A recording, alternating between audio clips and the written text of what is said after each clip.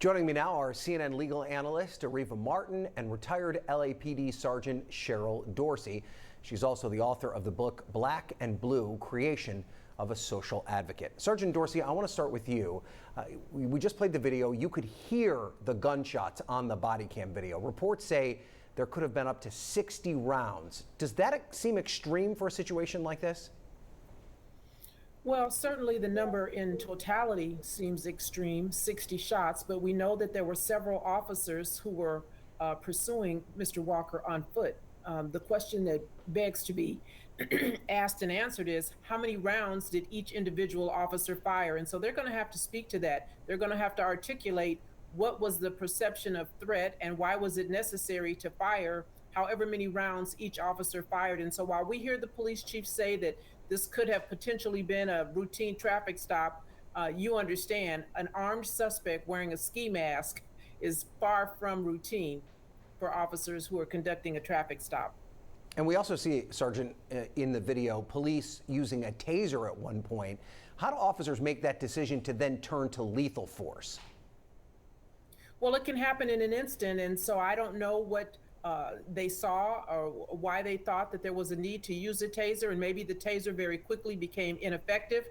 People don't understand that a taser generally only has 2 cartridges, and once both are expended, you just have a piece of plastic in your hand. And so I don't know what all went into the officers veering very quickly from the use of a taser to the use of deadly force, other than the fact that at one point this suspect fired in the officer's direction and could have very well been armed during the foot chase. So, Ariva, police showed what they call a shot being fired from the car as it was being pursued, and then they then said that a shell casing was found on the highway. How important will this be in the investigation?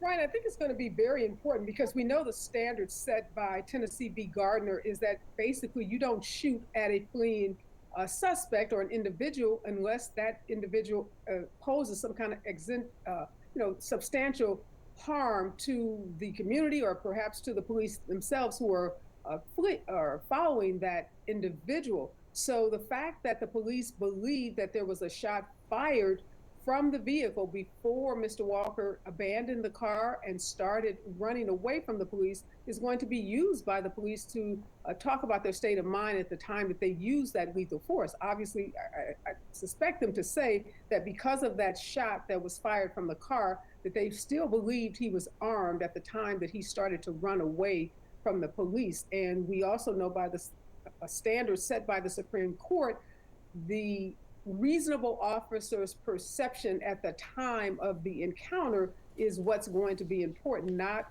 looking back, 2020 hindsight. So what was happening at that vehicle, I think, is going to inform what these police believe to be the case as they were chasing Mr. Walker. And Ariva, they'll also probably have to compare it to what the procedures are, the policies are of the Akron Police Department. And the police chief said that it is standard procedure to separate those involved in a shooting as soon as possible. Why would that be important? So important, Ryan, because in so many cases that we've seen, think of the Walter Scott case in particular, that officer who shot at a fleeing individual, Walter Scott, was ultimately convicted of second-degree murder and obstruction of justice because he lied about the circumstances surrounding the shooting. So separating these officers and giving the investigator an opportunity to talk to each officer individually, in many cases, will result in the most truthful statement being given. And then the question becomes, do the officer statements all agree with each other? Are the officers telling different stories about the encounter? So great policy that is used oftentimes to try to get to the truth of what happened in these kinds of encounters. All right, we're going to have to leave it there. Ariva Martin, Sergeant Cheryl Dorsey, thank you both for being here. We appreciate it.